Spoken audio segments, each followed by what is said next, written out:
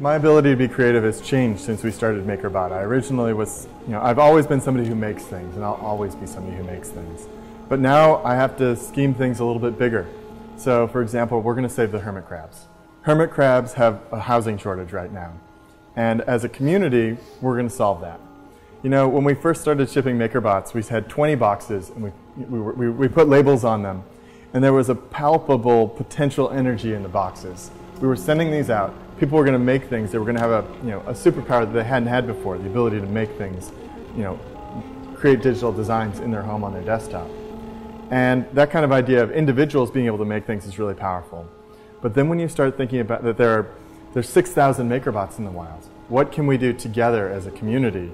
We're going to take on that kind of challenge as a creative and innovative community, and wonderful things are going to happen. We're starting with working with an artist named Miles Lightwood, and we're gonna solve the housing shortage for crabs, hermit crabs. Is this a real housing shortage? Yes. Really? Yeah, we've got a PhD working with us on it. Wow.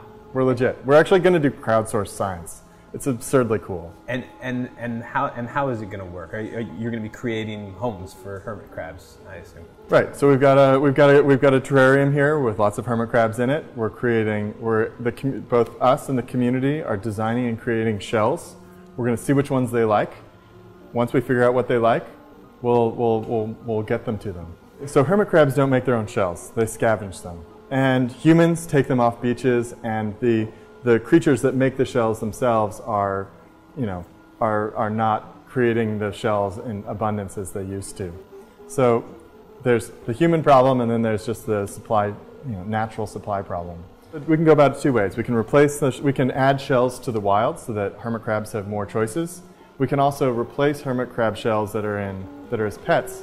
This is one of the main places that hermit shell crabs go as they go into the pet industry. We can replace those shells so that they don't come off the beach. They come from 3D printers.